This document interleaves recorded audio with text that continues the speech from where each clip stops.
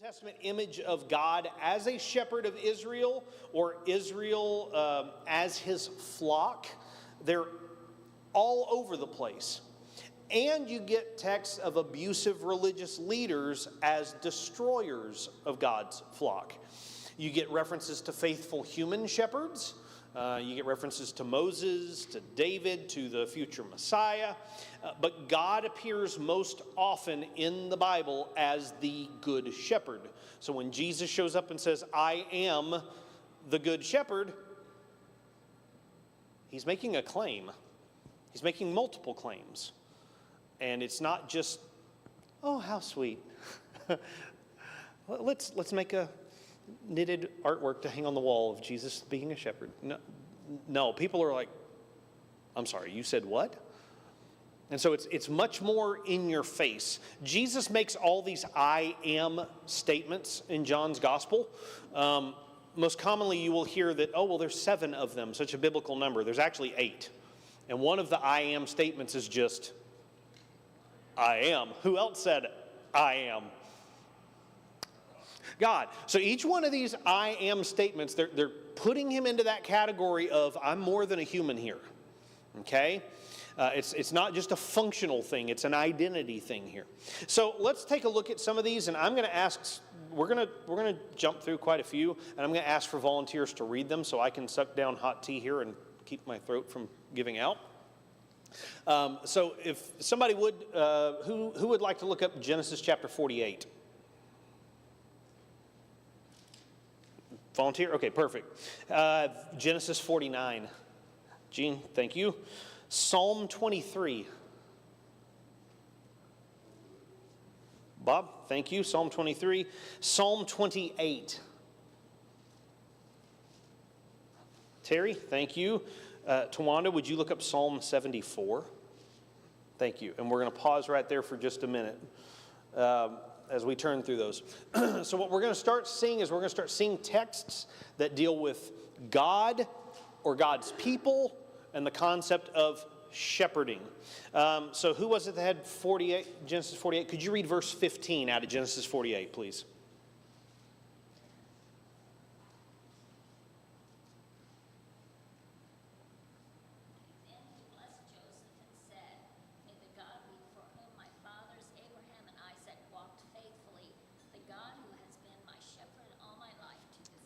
The God who walked before with my ancestors, the God who has been my shepherd all my life unto this day. The God who has been my shepherd. Okay, for Jacob, who was his shepherd? God himself was the shepherd. Genesis 49, who had that one? Could you read verse 24, please?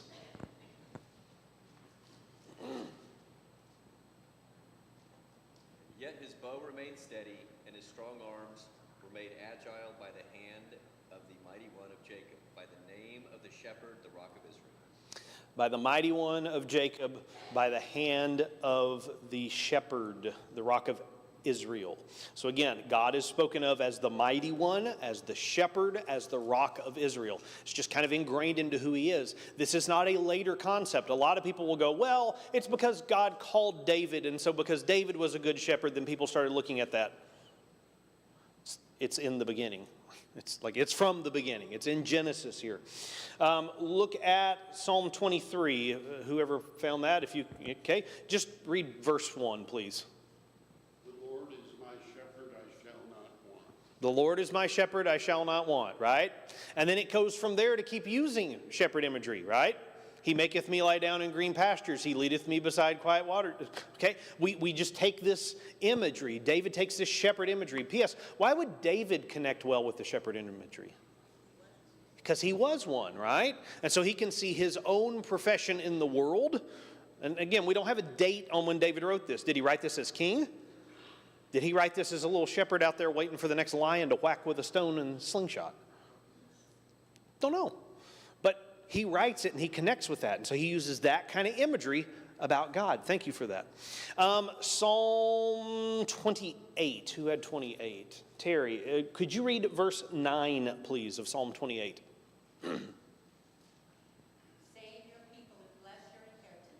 Be their shepherd and be their shepherd and carry them forever. So you get this idea of a shepherd who will pick up a sheep that is injured or is lost or is tangled up. I had to do this the other day with one that had horns stuck in a fence.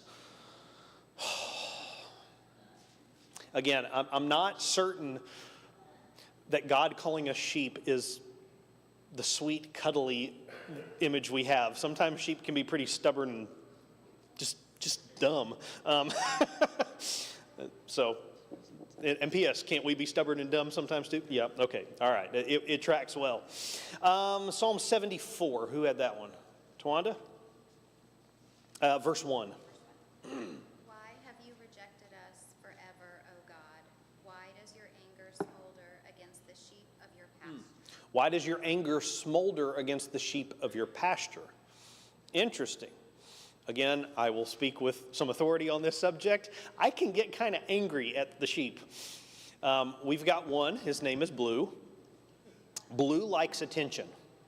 He wants you to scratch his ears. He wants you to come up and just kind of give him a hug. And like he's like right here all the time. It doesn't matter. Like you have to. Here he is. He just wants you to pet him, and you pet him, you're fine. But the minute you go, wow, what was that noise?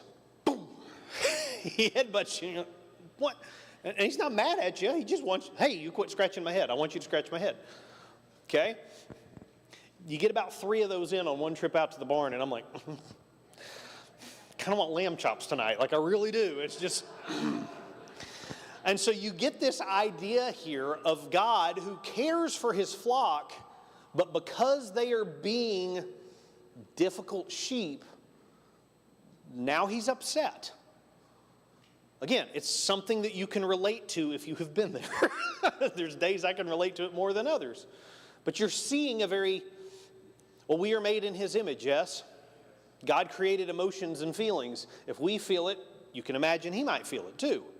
So this idea that God is frustrated, God is angry because we have messed up. Now the question in verse 1 there is why. The psalm unpacks more of it as to why. Psalm 77, did we get that far? I don't think we got that far. Anybody want to grab 77?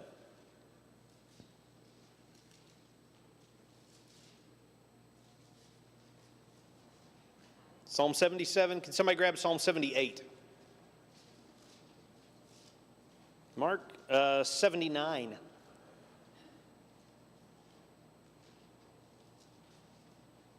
Nicole 100. Amy? All right, very good. That'll get us through the Psalms. All right, so Psalm 77, verse 20. You led your people like a flock by the hand of Moses and Aaron. Interesting. You led your people like a flock by the hand of Moses and Aaron. Who is leading the people? Who's leading the people? You, right? That's God in the subject, right? But how did he lead them? By the hand of Moses and Aaron. So God is the shepherd, yes, but he has under-shepherds. People who work underneath his authority to lead and guide the flock. So we see here that God is shepherd. Yes, he's the one leading them, but he leads through other people as well. And so you start seeing that imagery here. Now, P.S., if he's leading through other people, what does that tell you about the quality of the people? Is it important? I think it's pretty important who God is working through in those times. P.S., were Moses and Aaron perfect? Good grief, no. No. Moses, the first high priest of Israel, is down making golden calves at the bottom of the hill. All right? Moses lets his anger get out of control and disobeys God. And P.S., he's also a murderer. So, again, these are broken people, right? God's only had one perfect person to work through. And he did a lot through that guy, didn't he? Everybody else, there's always a broken element to his work through them. Psalm 78. Who had that one? Verse 52, sir.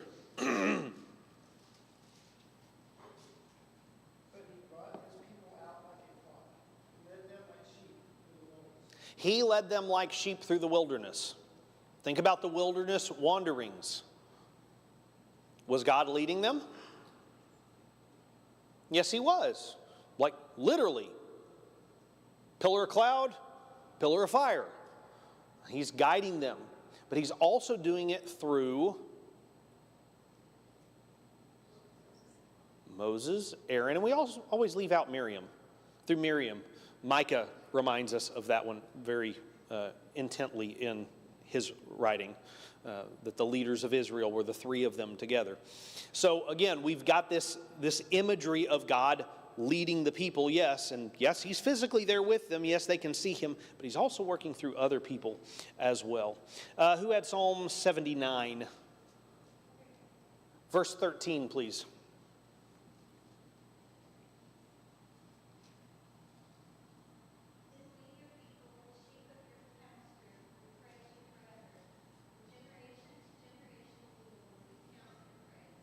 Thank you. So yeah, we the people, the sheep of your pasture.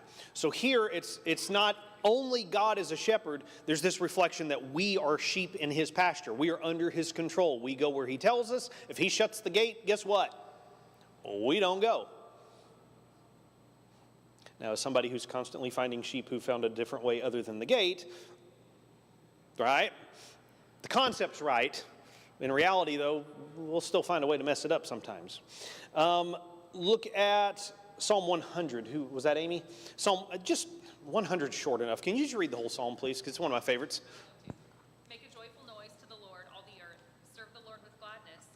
Come into his presence with singing. Know that the Lord, he is God. It is he who makes us, and we are his. We are his people and the sheep of his pasture. Enter his gates with thanksgiving and his courts with praise. Give thanks to him. Bless his name. For the Lord is good. His steadfast love endures forever, and his faithfulness to all generations. Thank you. It's a very short psalm. She read the whole psalm right there. But the whole psalm is this idea of we should worship and we should praise God. Why? Because we are the sheep of his pasture. He is our shepherd. That's the whole premise behind that.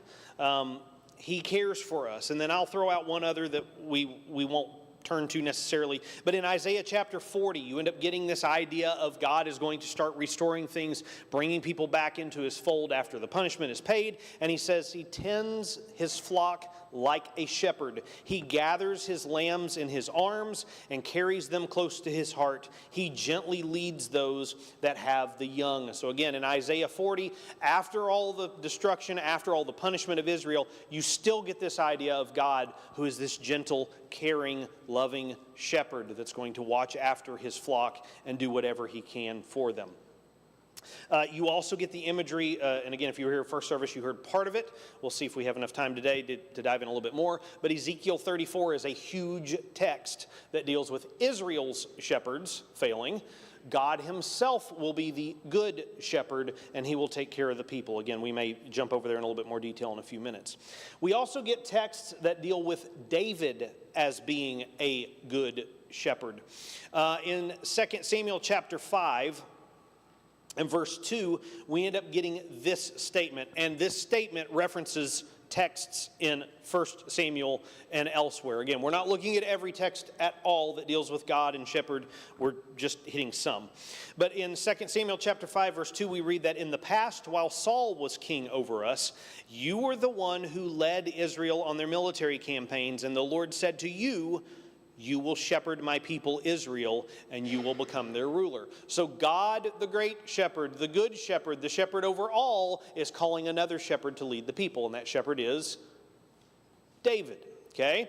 Psalm 78 is a psalm. Again, we often think, oh, David wrote the Psalms. He didn't write all of them, and this psalm is about David. David didn't necessarily write it.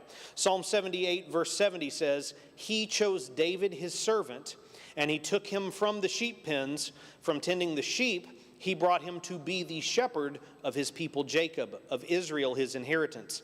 And David shepherded them with integrity of heart, and with skillful hands he led them. And so you get this idea that, again, David is operating under the authority of God. God is the ultimate shepherd, but David has a role to play in shepherding.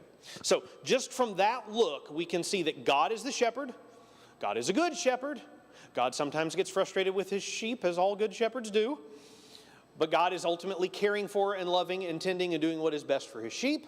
Sometimes he appoints vice shepherds, assistant shepherds to help him. Moses, Aaron, David. There's some others that are mentioned by name throughout your scriptures. And then we get to a text, some texts that start talking about a future shepherd that will come. The first one being Micah chapter 5, verse 4. If you want to turn over there, you can. Micah is at the end of the back of your Old Testament. It's right before we start getting into our New Testament. One of the so-called minor prophets. And he's not minor because what he says is not important. He is minor because his writing is relatively short. That's really why it's a minor prophet. So, context matters. I'm going to start at the beginning of chapter 5 of Micah. Marshal your troops now, city of troops, for a siege is laid against us. They will strike Israel's ruler on the cheek with a rod. Again, this idea that Israel's going to be punished. Bad things are going to happen. But you, Bethlehem, though you are small among the clans of Judah, out of you will come for me one who will be ruler over Israel, whose origins are from of old, from ancient times. Therefore Israel will be abandoned until the time when she who is in labor bears a son, and the rest of his brothers return to join the Israelites. And he will stand and shepherd his flock in the strength of the Lord, in the majesty of the name of the Lord his God. And they will live securely, for then his greatness will reach to the ends of the earth. Who does that sound like? Somebody born in Bethlehem from the tribe of Judah who will shepherd God's people. Interesting, Jesus, right? Now, when you're probably familiar with part of that text because if you've read the birth narrative and stuff like that in Matthew's part of the gospel, he says, as it is written from the city of Bethlehem, right? Where's he supposed to be born? And the scribes are going, oh, we don't know. They dig around for a little bit and they find Micah and go, oh, he's from Bethlehem. Oh, well, great. Well, here, wise men, go to Bethlehem and we'll send, thugs to go clean up. And so that's usually how we think about that. But the text is about how God is going to raise up another shepherd to lead the people, and he's going to do it through one born in Bethlehem. Turn over to Jeremiah chapter 23, please. And in Jeremiah 23, we get a very powerful text, similar to Ezekiel, which, again, we should be able to get to in just a minute. But in Jeremiah, we've got Jeremiah what was Jeremiah's profession? Anybody know besides prophet?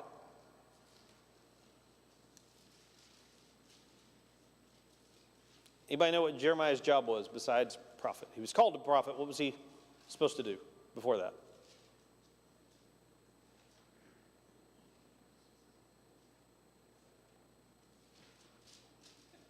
Priest. It's interesting. God starts talking through priests occasionally. So Jeremiah is ready to go, and he is offering these sermons. He's telling these people what's going to happen. There is going to be punishment that's going to be paid. Israel's sins are great. They're not turning back. Jeremiah doesn't want God to do this. God even tells Jeremiah at one point, do not pray for these people. And you get this idea that, Jeremiah, if you pray for these people, I'm going to have to answer your prayer, and I'm going to have to delay this longer. I'm not delaying this any longer.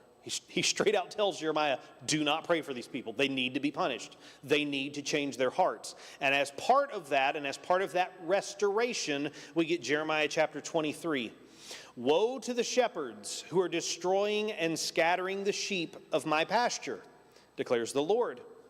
Therefore, this is what the Lord, the God of Israel, says to the shepherds who tend my people. Because you have scattered my flock and driven them away, and have not bestowed care on them, I will bestow punishment on you for the evil that you have done, declares the Lord.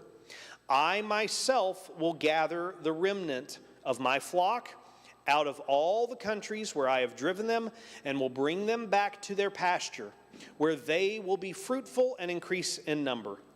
I will place shepherds over them who will tend them, and they will no longer be afraid or terrified, nor will any be missing, declares the Lord. The days are coming, declares the Lord, when I will raise up for David a righteous branch. a king who will reign wisely and do what is just and right in the land. And in his days, Judah will be saved and Israel will live in safety. This is the name by which he will be called, the Lord, our righteous Savior. And then there's a hyperlink there to later in Jeremiah in chapter 33 when we're talking about this branch stuff.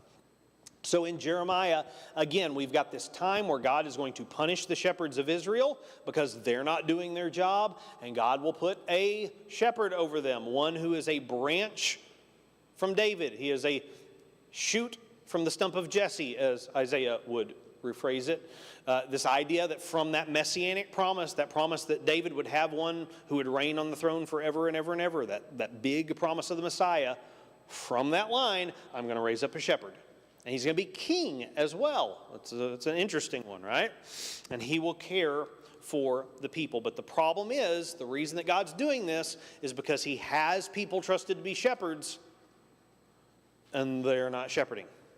They're not doing the job that he's called them to. Okay? All right, Ezekiel 34. I've got time to do this. I'm going to tell you a story about Ezekiel 34. I was asked to speak at a church within driving distance of this place. I won't get any more specific than that. And I had this feeling of I knew what to speak on. I was given this topic, and I was like, yes, I'm going to do this. Really encouraging pat on the back. Yay, yay, wonderful text. And I am in the shower washing my hair.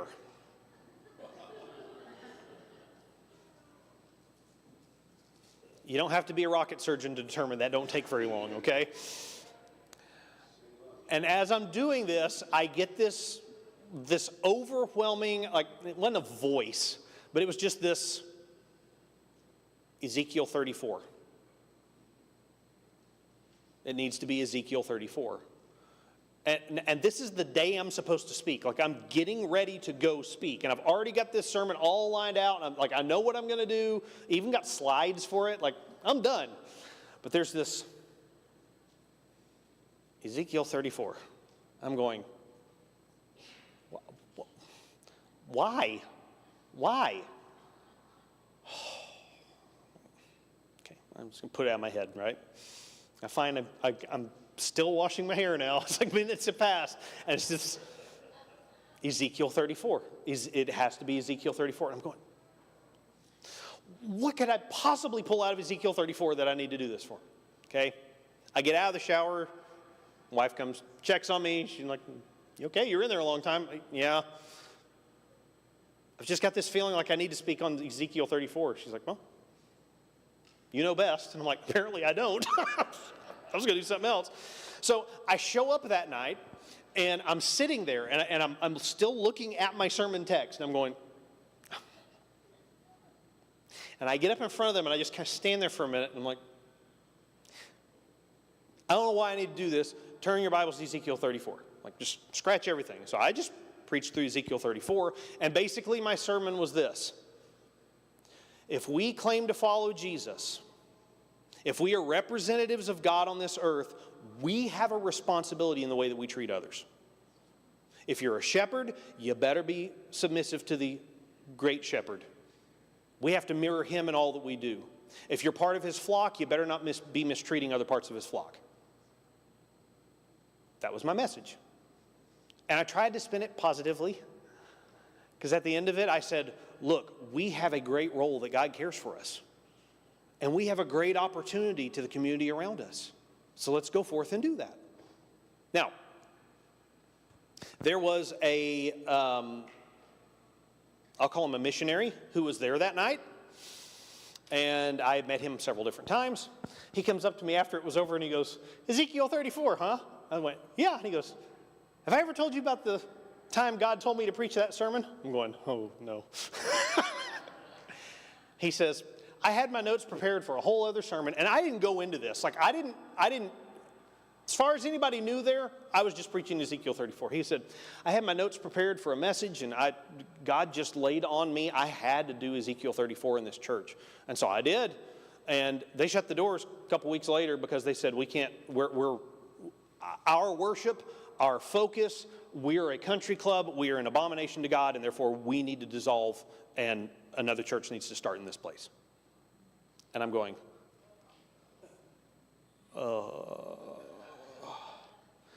I'm probably not going to get invited back here. And I didn't, because 2 weeks later they closed their doors and they came up to the same conclusion. Now, here I am preaching Ezekiel 34 this morning. Not for that standpoint. What I want you to realize is that God is serious about when you represent Him, when you speak for Him, when you claim to follow Him, you have a responsibility. And He doesn't take that lightly. So look at Ezekiel 34. It starts by saying, the word of the Lord came to me, Son of Man, which, again, we all look at Son of Man and go, oh, Jesus, right? Okay.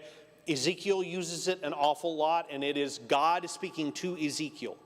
When he does that, Ezekiel is his spoken mouthpiece. The words of the Lord are coming straight through Ezekiel to the crowd, right? So when Jesus talks to himself about the Son of Man, he might be tuning into that. He's also tuning into a text that's in Daniel that's a rabbit trail we're not going to run down right now. The word of the Lord came to me, Son of man, prophesy against the shepherds of Israel. Prophesy and say to them, this is what the sovereign Lord says. Woe to you shepherds of Israel who only take care of yourselves. Now who does that sound like? You remember when Jesus goes and talks to the shepherds of Israel? All the leaders? Woe to you Pharisees, you hypocrites. He sounds an awful lot like his dad, doesn't he? Woe to you shepherds of Israel who only take care of yourselves. Should not shepherds take care of the flock? You eat the curds, you clothe yourselves with the wool, you slaughter the choice animals, but you do not take care of the flock. You've not strengthened the weak, or healed the sick, or bound up the injured. P.S. What does Jesus do when he shows up on the scene? All that, exactly. You have not brought back the strays, or searched for the lost. For the Son of Man came to seek and save the lost. You have ruled them harshly and brutally, so they were scattered because there was no shepherd. And when they were scattered, they became food for all the wild animals. My sheep wandered all over all the mountains and on every high hill. They were scattered over the whole earth, and no one searched for them, and no one looked for them. Ooh. Okay. So part of the job of the shepherds of Israel was to look out for those who've wandered astray. To take note, hey, we're missing somebody. To start paying attention to those who are absent and try to reach out and go, hey, are you okay? Look at verse 7. Therefore, you shepherds, hear the word of the Lord. As surely as I live, declares the sovereign Lord, because my flock lacks a shepherd, and so has been plundered, and has become food for all the wild animals, and because my shepherds did not search for my flock, but cared for themselves rather than for my flock. Therefore, you shepherds, hear the word of the Lord. This is what the sovereign Lord says. I am against the shepherds, and will hold them accountable for my flock. I will remove them from tending the flock, so that the shepherds can no longer feed themselves. I will rescue my flock from their mouths, and it will no longer be food for them. For this is what the sovereign Lord says. I myself will search for the sheep and look after them. As a shepherd looks after his scattered flock when he is with them, so I look after my sheep. I will rescue them from all the places where they are scattered on the day of clouds and darkness. I will bring them out from the nations and will gather them from the countries, and I will bring them into their own land. I will pasture them on the mountains of Israel, in the ravines, and all the settlements in the land. I will tend them in good pasture, and the mountain heights of Israel will be their grazing land. There they will lie down in good grazing land, and there they will feed in the rich pasture on the mountains of Israel. I myself will tend my sheep and have them lie down, declares the sovereign Lord. I will search for the lost, bring back the strays. I will bind up the injured, strengthen the weak, but the sleek and the strong I will destroy. I will shepherd the flock with justice. So you get this idea of God who is going to take Israel's shepherds to task. He's going to point out their shortcomings. He's going to punish them. He is going to take them out of leadership, and he himself will shepherd them. Got the picture? So when Jesus comes down and goes, I'm the good shepherd, what's he saying to all the leaders he's talking to? I'm here to replace you. And you wonder why they wanted to kill him. Your job is mine. You're fired. Basically what he's saying. And I'm the one who's going to lead the flock. The text shifts just a little bit, and we get into it in the sermon, and I'm not going to reread it all here, but it's basically the idea that the sheep are mistreating one another too. God's going to judge that. Look at verse 23. I will place over them one shepherd, my servant David. Ding, ding, ding. There's the Messiah language again. And he will tend them. He will tend them and be their shepherd. I, the Lord, will be their God, and my servant David will be the prince among them. I, the Lord, have spoken. And I will make a covenant of peace with them and rid the land of savage beasts so that they may live in the wilderness and sleep in the forests in safety. So again, his servant David will be, Messiah will be the shepherd, and through that Messiah he will make a covenant of peace. Anybody else picking up on the gospel language here? It's all over the place in this text. Look at verse 26. I will make them and the places surrounding my hill a blessing. I will send down showers in season. There will be showers of blessings. Anybody remember that old hymn? Showers of blessings we need. Okay, all right, yeah. Now, I sang that an awful lot. And then I don't like the second phrase of it. Mercy drops around us are falling, but for the showers of God, you're not giving us enough. Okay. Sorry, theology of hymns, it's a whole thing with me. Look at verse 27. The trees will yield their fruit, and the ground will yield its crops. The people will be secure in their land. They will know that I am the Lord, and I will break the bars of their yoke and rescue them from the hands of those who have enslaved them. Ooh, yikes. Israel's shepherds are in the context of this. Now, a lot of people would read this text and go, oh, the Messiah is going to come and he's going to fill the name of the government out of here, right? He's going to overthrow the Romans. He's going to overthrow the Greeks. He's going to overthrow the Babylonians. What? Okay? But who are the mistreaters in this whole text? Is it some government somewhere? It's the spiritual leaders of Israel. And here they're equated to as slave drivers. Look at verse 28. They will no longer be plundered by the nations, nor will animals devour them. They will live in safety, and no one will make them afraid. I will provide for them a land renowned for its crops. They will no longer be victims. This is the same kind of language as God bringing the people into the promised land. And then look at verse 30. Then they will know that I, the Lord their God, am with them, and that they, the Israelites, are my people, declares the sovereign Lord. You are my sheep, the sheep of my pasture, and I am your God, declares the sovereign Lord. You will know that I am with you when you start seeing the Messiah do all of these covenant of peace things. Then you'll know that I am with you. And what was that name that Matthew calls Jesus? Emmanuel, right? Which means God with us. And so again, you've got these cycle of prophetic texts in your Old Testament that talk about how there will be a good shepherd, how God himself is going to be that shepherd. P.S. How did John start his gospel? In the beginning was the Word was with God, and the Word. So how in the world could you have a good shepherd who is both God and the Messiah? There's the story of Jesus for you. He's not just a guy. He's not just a descendant of David. He's also God in the flesh. And again, John does a big deal of unpacking that. So when Jesus gets up and he says, I am the good shepherd, he is unlocking links to so much of your Old Testament. But I think most importantly, he's linking to Jeremiah 23 and more so to Ezekiel 34.